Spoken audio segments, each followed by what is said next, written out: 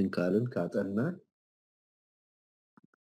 ግን ባለፈው ሳምንቶች በጣም ጥሩ ሪቪዥን ስላደረግን ሁላችሁም በጣም ጥሩ ሪቫይዝ አድርጋችሁታልና አንረሳውም ብዬ አስባለሁ። ዛሬ ምዕራፍ 20 ነው የምናጠናው። ኢያሱ ምዕራፍ 20 አጠር ያለ ምዕራፍ ነው። እንደ እግዚአብሔር ቢፈቅድ በዛሬው ቀን እንጨርሰዋለን ብዬ አስቤያለሁ። እንጨርሰው ይሆናል፣ ካልሆነ ምንም አይደለም። ግን አጭር ምዕራፍ ነው እና እንደ ሁልጊዜ ሁሉ ተከፋፍለን እናነባዋለን። ምዕራፍ 20 ኢያሱ ምዕራፍ 20 ላይ ሙሴን ባዘዝኩት መሰረት ስለሚል የትእዛዞቹንም አብረን እንድናያቸው ብዬ ነው። ትእዛዞቹንም አብረን እንድናይ ነው ይሄንን አብረን ያነበብነው። መጀመሪያ እንድናይ የፈለኩት ነገር የመጀመሪያውን ክፍል ነው። ከዚያም እግዚአብሔር ኢያሱን እንዲህ አለው፣ በሙሴ በኩል በነገርኳችሁ መሰረት የመማጠኛ ከተሞች እንዲሆኑ ለእስራኤላውያን ንገራቸው። ሳያስበው ድንገት ሰው የገደለ ማንኛውም ሰው ወደዚያ በመሸሽ ከደም ተበቃዩ እንዲያመልጥ ከተማው መጠለያ ትሁን ብሎ እግዚአብሔር ወደ ኢያሱ መጥቶ ሲናገረው እናያለን። እና ኢምፖርታንት ሆኖበታል። እግዚአብሔር ኢምፖርታንት ሆኖበታል። ለዚህ ነው መጥቶ የሚናገረው። እንደገና አይተናል። በዘጸአት ላይ ምዕራፍ 20 ላይ ህግ ይሰጣቸዋል፣ 10ቱን ትእዛዛት። ምዕራፍ 21 ላይ ይሄንን ቀጥሎ ያዛቸዋል። ዘሁልቁ ላይ አዟቸዋል። ዘዳግም ላይ እንዳይረሱት አሳስቧቸዋል። በደንብ ደግሞ ከዲቴይል ጋር ነው እግዚአብሔር የተናገረው እና ለእግዚአብሔር ተራ ነገር እንዳልሆነ እናያለን። ትንሽ ነገር አይደለም ለእግዚአብሔር። 3 ጊዜ በ3ቱም የኦሪት መጽሐፍ ተናግሯል። ኢያሱ ጋር መጥቶ ሪማይንድ አድርጎታል። በዲቴይል ነው እግዚአብሔር የተናገረው እና ለምንድን ነው ለእግዚአብሔር ለምን ኢምፖርታንት ሆነበት ይሄን ያህል? ለምንድን ነው እግዚአብሔር ኢምፖርታንት አድርጎ ይሄን ነገር የያዘው? እስቲ ብለን እንድንነጋገር ነው። መጀመሪያ በሱ እንጀምር እስቲ። እናመሰግናለን። ይሄ ትእዛዝ እንዳልነው በጣም በቃ እግዚአብሔር ልብ ውስጥ ያለ ትእዛዝ ነው። እግዚአብሔር ልብ ውስጥ ያለ ትእዛዝ ነው እና ሁለት ነገር ያሳየናል። የእግዚአብሔርን ጀስቲስ እና ምህረት ሁለቱንም ነው የሚያሳየን። እግዚአብሔር ጀስት ነው፣ ስለዚህ ያጠፋ እንዲቀጣ የሚል ነገር እናያለን። ግን በውስጡ ደግሞ ሳያውቅ ያደረገ ሰው እንዲድን የሚል ነገር እናያለን እና የእግዚአብሔርን ምህረትና ፍርዱን የሚያሳይ ክፍል ነው። እነሱ መሬታቸውን ተከፋፍለው ቁጭ አሉ፣ ረስተውት ነበር። ይሄንን በ3 ጊዜ የተነገራቸውን ስህተት ረስተውት ነበረ። እግዚአብሔር ልብ ውስጥ ግን ይሄ ኢምፖርታንት ነበር፣ በጣም ኢምፖርታንት ነው። አንደኛ ኢምፖርታንት የሆነበት ምክንያት ቀደም መሲ እንዳነሳችው እግዚአብሔር ደም እንዲፈስ አይፈልግም። ግድ ሲሆን ብቻ ነው ደም የሚፈሰው። የግድ በደም ስለሆነ ደም የሚሰራው የሆነስ ደም መፍሰስ ስላለበት ለመስረየት የዛን ጊዜ ደም ይፈሳል። በተረፈ ደም እንዲፈስ አይፈልግም። ይሄ የእግዚአብሔርን ልብ ያሳየናል። ሰው እንዲተርፍ ነው እግዚአብሔር የሚፈልገው። የሆነ መትረፊያ መንገድ ካለው እንዲተርፍ ነው እግዚአብሔር የሚፈልገው። ስለዚህ ይሄ የእግዚአብሔርን ባህሪ ነው የሚያሳየን። ለማትረፍ ነው እግዚአብሔር የሚፈልገው። ዝም ብሎ ደም እንዲፈስ የሚፈልግ አምላክ እንዳልሆነ ያሳየናል። ልቡን ነው የሚያሳየን። ሁለተኛ ደግሞ መቅዲ ያነሳቸው ሐሳብ ነው። መቅዲ ያነሳቸው ሐሳብ ይሄ ነገር ጥላ ነው። እግዚአብሔር በኋላው በትንሽ በዲቴይል እናየዋለን። እግዚአብሔር ሊያመጣ ላለው ሰው ሸሽቶ የሚገባበት፣ ሰው ሸሽቶ የሚያመልጥበት፣ ከዛ ሸሽቶ የሚያመልጥበት እግዚአብሔር ያዘጋጀውን ነገር የሚያሳይ ነው። እግዚአብሔር ያዘጋጀውን ነገር በክርስቶስ በኩል የሚመጣውን ጸጋ የሚያሳይ ነገር ነው። ስለዚህ ነው ኤምፋሲስ ሰጥቶ በተደጋጋሚ እየመጣ ወደ እነሱ የሚናገረው። ያንን ጥላ ማሳየት ስለፈለገ ነው። ልክ እንደዚህ አይነት ይሄ መሸሽ የሚለውን ሐሳብ የሚያሳይ ዕብራውያን ላይ አለ። ዕብራውያን ምዕራፍ 16 ላይ ብታዩት ምዕራፍ 6 ቁጥር 16 ላይ እንደዚህ የሚል ቃል አለ። ሰዎች ከነርሱ በሚበልጥ ይምላሉ፣ መሐላም የተባለውን ነገር ስለሚያስረግጥላቸው በመካከላቸው የተነሳው ክርክር ሁሉ ይወገዳል። እግዚአብሔር የማይለወጠውን ዓላማውን ለተስፋው ቃል ወራሾች ግልጽ ማድረግ ስለፈለገ በመሐላ ጸና። እግዚአብሔር ከቶ ሊዋሽ አይችልም። እርሱም በሁለት በማይለወጡ ነገሮች በፊታችን ያለውን ተስፋ ለመያዝ ወደ እርሱ ለሸሸን ለኛ ይላል። ወደ እርሱ ለሸሸን ለኛ ብርቱ መጽናናት እንድናገኝ አድርጓል ይላል። ይሄንን መሸሽን ሬፊውጂ መፈለግን የሚያሳይ ክፍል ነው። ወደ ክርስቶስ ሐሳብ የሚያመጣን ክፍል ነው እና ሁለተኛው ሐሳብ ይሄ ነው። ሶስተኛ ሌላ ነገር ይፈልጋል እግዚአብሔር። እነሱ ርስት ወርሰው መቀመጥ ነው የሚፈልጉት። ሲያወጣቸው ግን ርስት ወርሶ ሊያስቀምጣቸው አይደለም። ያገለግሉኝ ዘንድ ያመልከኝ ዘንድ ሕዝቤን ልቀቅ ነው። የሱ ሐሳብ በርስቱ ውስጥ መከናወን አለበት። የሱ ሐሳብ በርስቱ ውስጥ መከናወን አለበት። ከሰጣቸው ርስት ለሱ መስጠት መልመድ አለባቸው። ለሱ መቀደስ መልመድ አለባቸው። ለሱ መተው መልመድ አለባቸው። የሱን ባህሪ ሼር ማድረግ መጀመር አለባቸው። እሱ ለሰው ነፍስ የሚራራ ነው። ያንን መራራት በውስጣቸው ሊያስተላልፍ ፈልጓል እግዚአብሔር። ዝም ብሎ ሰው አይገደልም፣ ዝም ብሎ ሰው አይሞትም፣ የሰው ነፍስ ክቡር ነው በእግዚአብሔር ዘንድ የሚለውን ሐሳብ ወደ እነሱ ለማስተላለፍ ይፈልጓል። ስለዚህ የወረስነው ነገር የኛ ብቻ አይደለም። ለእግዚአብሔር የሚቀደስ ነገር አለው። ለእግዚአብሔር የሚተው ነገር አለ። የእሱ አምልኮ የሚካሄድበት ነገር አለ። የልቡ ሐሳብ የሚሆንበት ነገር ነው። የልቡን ሐሳብ ማሳያ ቦታ ነው፣ ማሳያ መንገድ ነው እና እነዚህ ሐሳቦች ስላሉት እግዚአብሔር በጣም ኤንፋሲስ ሰጥቶ ልክ እንደወረሱ ነው የመጣው። እንደገና ደግሞ በተደጋጋሚ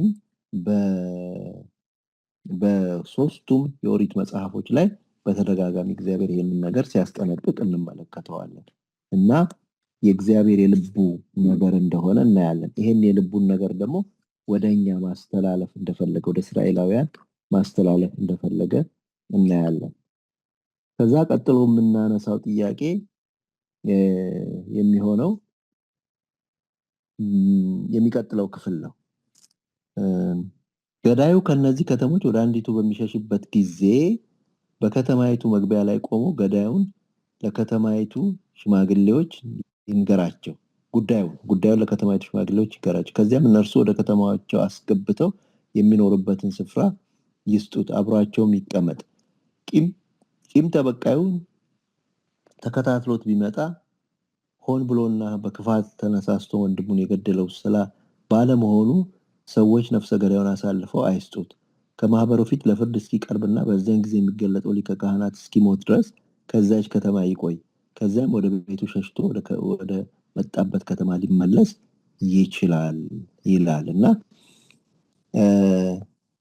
ይሄ ስርዓቱ ነው። ሰው እንዴት ነው የሚድነው? ጥፋተኛ ሰው ማንስሎተር ነው የሚሉት። ማንስሎተር ያደረገ ሰው እንዴት ነው የሚድነው? ኢንቴንሽናል ጥፋት ያላጠፋ ሰው እንዴት ነው የሚድነው የሚለው ህግ ነው፣ አሰራሩን ነው የሚዘረዝርልን። አሁን እንድናደርግ የፈለኩት ይሄንን አሰራር በክርስቶስ ከሚገኘው መዳን ጋር እስቲ እናወዳድረው።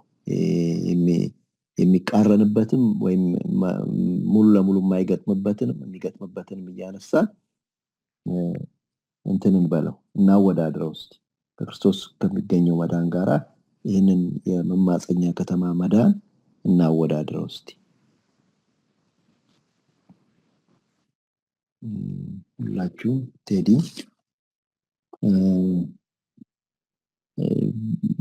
ኦልሞስት ሁሉንም እንትን ብለዋለች። እኔም ኮሜንተሪ ላይ ያገኘሁትን ነው የምናገረው። ልክ ይሄ ሐሳብ የመጀመሪያው ነገር ምንድነው?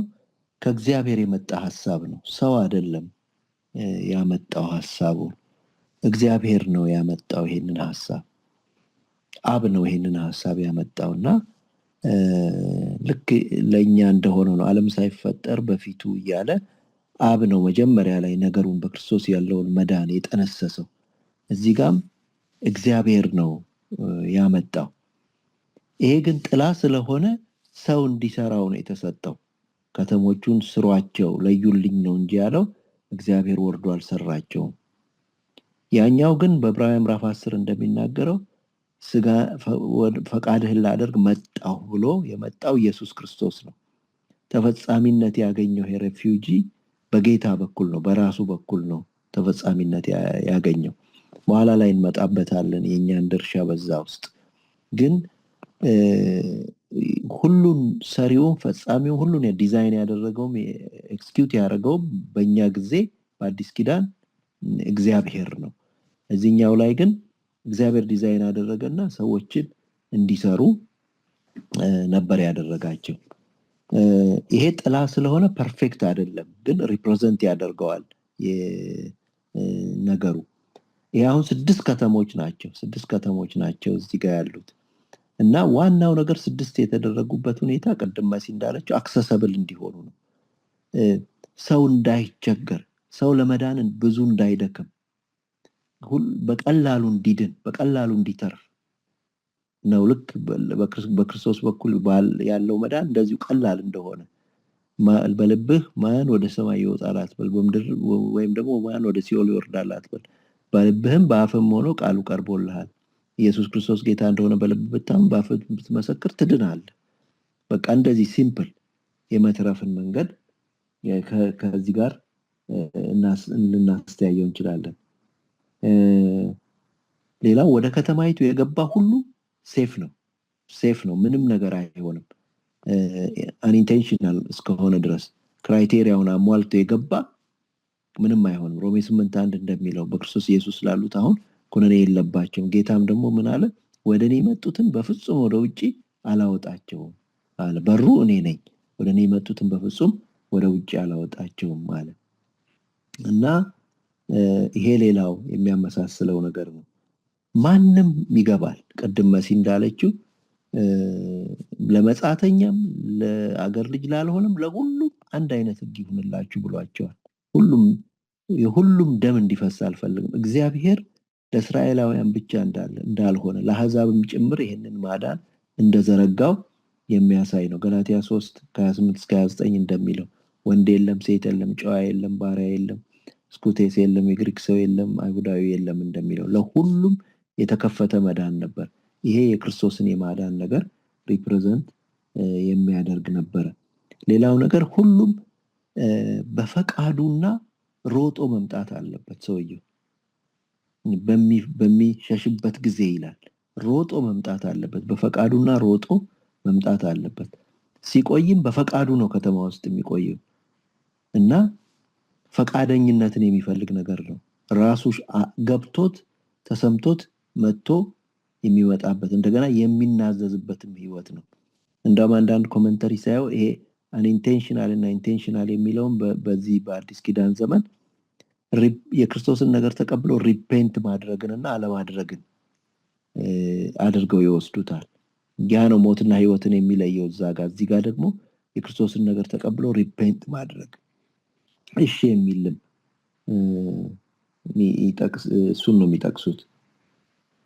ሌላው ነገር ከተማዎቹ የሆነ ስፔሻል ነገር ስላላቸው አይደለም፣ እግዚአብሔር መዳኛ መንገድ እነዚህ ናቸው ስላለ ነው። ይሄ እነዚህ ናቸው ከተሞቹ ይላል። እነዚህ ናቸው ሰው የሚድንባቸው ከተሞች እነዚህ ናቸው ይላል። እግዚአብሔር ስላለ ነው የሚያድኑት። ኢየሱስ ክርስቶስ እግዚአብሔር ያለው የመዳኛ መንገድ ነው። ዮሐንስ ምዕራፍ 10 ላይ በሩ እኔ ነኝ ይላል። ስለዚህ እግዚአብሔር ያለው የመዳኛ መንገድ ነው የሚያድነው እንጂ ሌላ ከተማ ቤት ሲሚላር ካራክተሪስቲክስ ያላቸው ከተማዎች አሉ። በኋላ ትንሽ እናጠናለን ከተማውን ስናጠና። ግን እነዛ ያድኑ። የሚያድነው እግዚአብሔር መዳኛ ብሎ ያለው መንገድ ነው።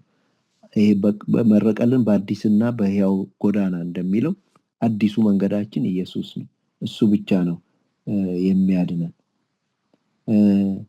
ቅድም እንዳልነው ከከተማ ውስጥ መቆየት አለበት። እሱ ካልቆየ ከወጣ ይሞታል።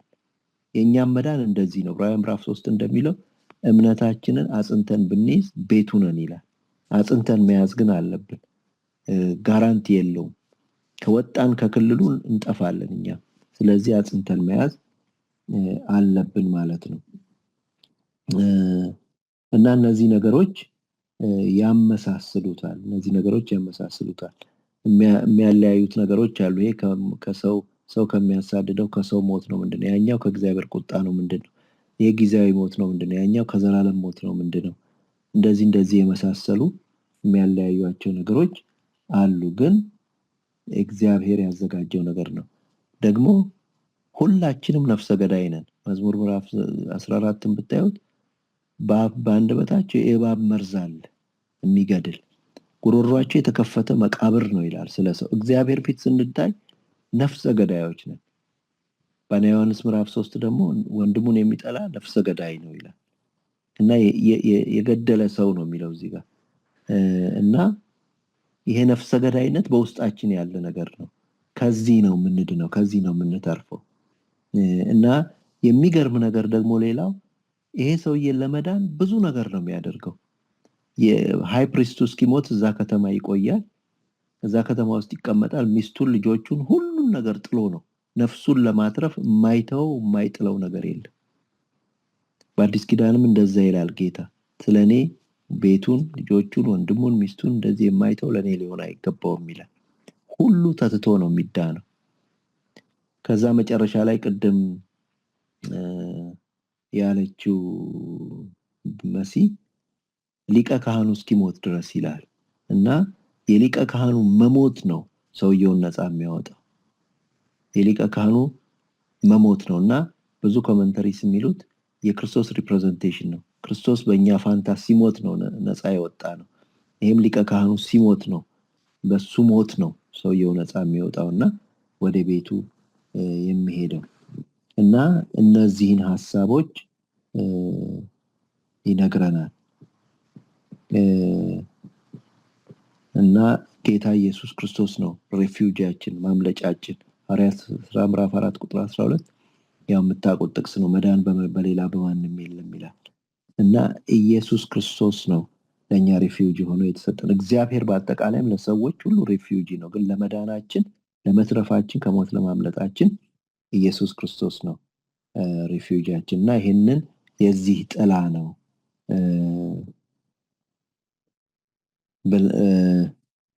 በዚህ አንጻር እንድናስበው ነው። እግዚአብሔር እናመሰግናለን። የመጨረሻ 2 ጥያቄዎች ይቀሩናል። እነሱን እንይና እንጨርሳለን።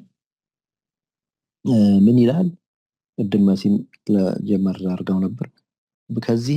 ስለዚህም በኮረብታው የነፍታሌም ምድር፣ በገሊላ ቃዴስን፣ በኮረብታማ ኤፍሬም ምድር ሴኬምን፣ በኮረብታማው ይሁዳ ምድር ኬብሮን የምትባለውን ቅሪያት ባርቅን ለዩ።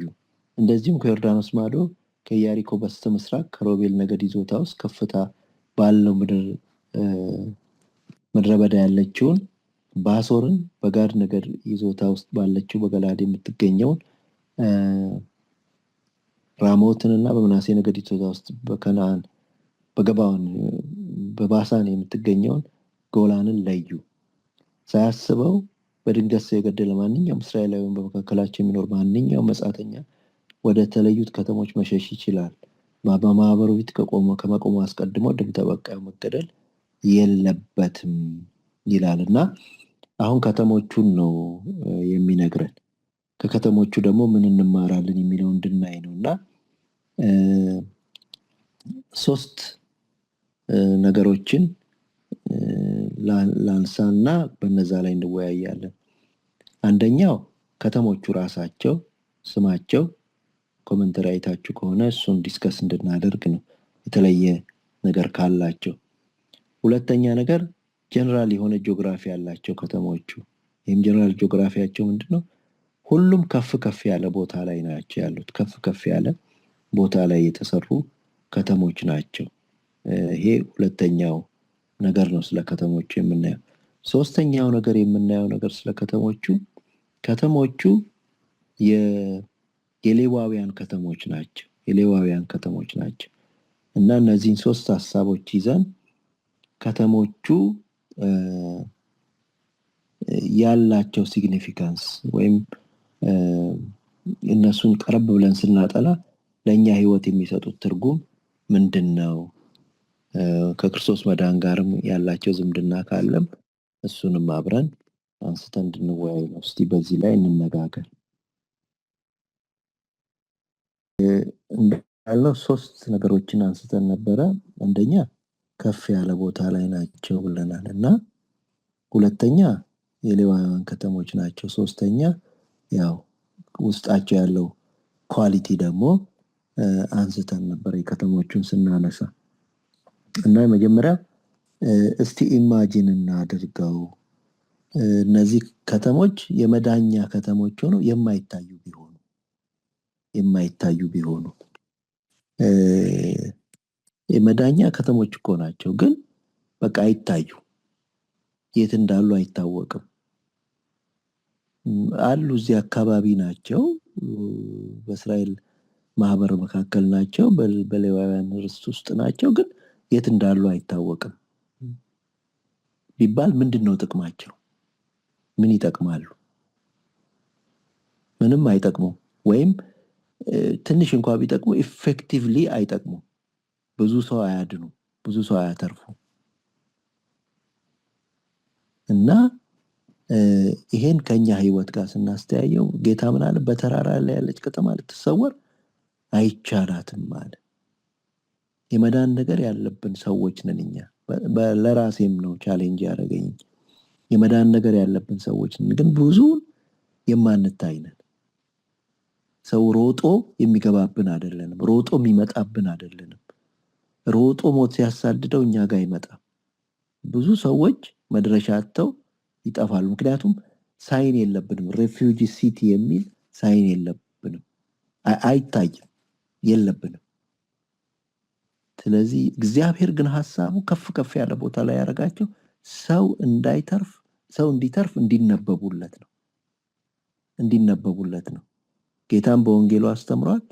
ሐዋርያ ጳውሎስም ይሄ ነገር የተደበቀ አይደለም ብሎታል። ለፊሊክስ ሲናገር ግልጽ ነው ይሄ የምናደርገው ነገር ብሎታል።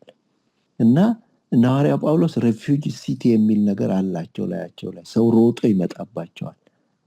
እና የመጀመሪያው ነገር ይሄ ነው። ሁለተኛው ነገር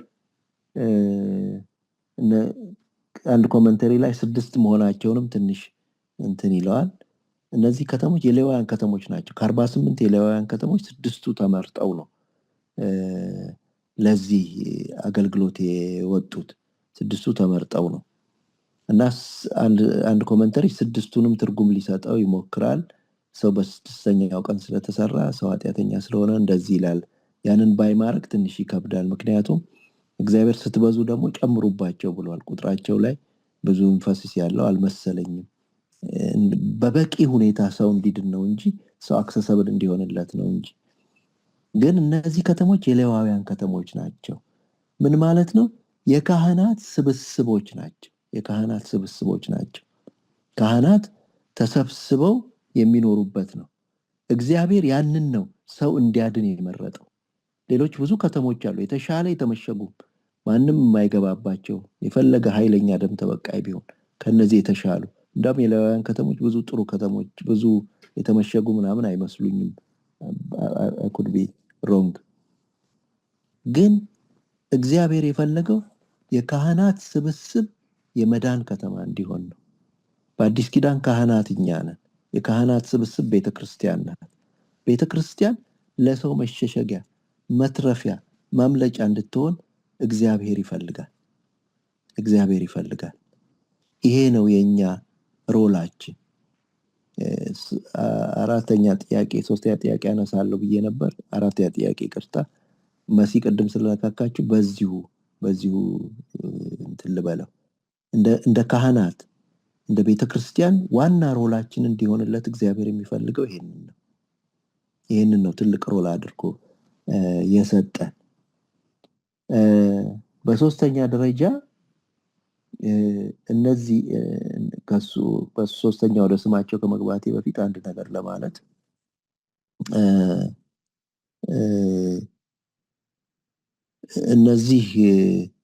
እነዚህ ከተሞች ቅድም እንዳልነው የካህናት ስብስብ ናቸው እና የእግዚአብሔር ሐሳብ ነው ብለናል። ይሄኛ የማዳን ስራ ውስጥ መሳተፍ። ምክንያቱም ሁለተኛ ቆሮንቶስ እንደሱ ይላል፣ የማስታረቅ ቃል በውስጣችን አኖረ፣ ከእግዚአብሔር ጋር ታረቁ ብለን እንለምናለን ይላል። እግዚአብሔር በዚህ ስራ ውስጥ ፓርቲሲፔት እንድናደርግ ፈልጓል። ቅድም እግዚአብሔር አስቦ ለሰው ሰጠው እንዳልነው እግዚአብሔር ፓርቲሲፔት እንድናደርግ ፈልጓል። አንድ ኮሜንተሪ ላይ ሳነብ እስራኤላውያን ወደ እነሱ የሚሄድ መንገድ ክሮስ ሮድ ካለው የሚያሳስት መንገድ ካለው ሬፊውጂ ሲቲ ብለው ምልክት ያቆሙ ነበር ይላል። እንዳውም መንገድ ጠፍቶበት ወይም ደግሞ ተሰናክቶ እንዳይ የሚያሯሩጠው ሰው አብረው ያደርጉ ነበር። ነገሩ አስቸኳይ ነው ማለት ነው። ነገሩ አስቸኳይ ነው። ጊዜ የለም። ደም ተበቃዩ ከኋላ ነው። ያንን ፒክቸር መሳል አለብን። እኔም ለራሴ ነው ይሄንን የምለው። ፒክቸሩን መሳል አለብን። ደም ተበቃዩ ከኋላ ነው። ኢማጂን እንደዛ አይነት ሲቹዌሽን ውስጥ ብትገቡ እንዴት ነው የምታሯሩጡት? እንዴት ነው የምናሯሩጠው? እስራኤላውያን ነገሩ ሲሪየስ መሆኑ ስለገባቸው ደም እንዳይፈስ ደም ተበቃዩ እንዳያገኙ የሚያሯሩጥ ሰውም አብረው ያደርጉለት ነበር ይላል አንድ ኮሜንተሪ ላይ ሳነብ። because there is no time መሯሯጥ አለብን። ማሯሯጥ አለብን። መትጋት አለብን። እግዚአብሔር የመጀመሪያው በርስቱ ውስጥ ሲመጣ የመጀመሪያው በርስቱ የመኖር ትእዛዝ ይሄ ነው። ከዛ በኋላ ወደ ስሞቹ ያው መሲስ በደንብ ስላስረዳች እሱ ላይ ብዙ አላቆይም። ምን ያህል ኢምፖርታንት እንደሆኑ እንጃ፣ ግን እንዳለችው ነው። ቃዴሽ ሆሊ ማለት ነው ኢየሱስ ቅዱሱ ነው፣ እግዚአብሔር ቅዱስ ነው። ከዛ አንድ ቦታ ላይ ምን ይላል? ያልተቀደሰው ሰው ኃጢአተኛው ሰው ወደሱ ሲመጣ ተቀድሶ ይቀራል፣ ቅዱስ ይሆናል፣ ኃጢአቱ ይሰረይለታል እንደማለት ነው። ሴኬምም ሕፃን ተሰጥቶልናል፣ አለቅነትን በጫንቃው ላይ ያለው ሾልደር ነው የሚለው የሚሸከም አምላክ ነው። ሄብሮን ህብረት ነው አስረድታናለች። እና በመጨረሻ ጎላን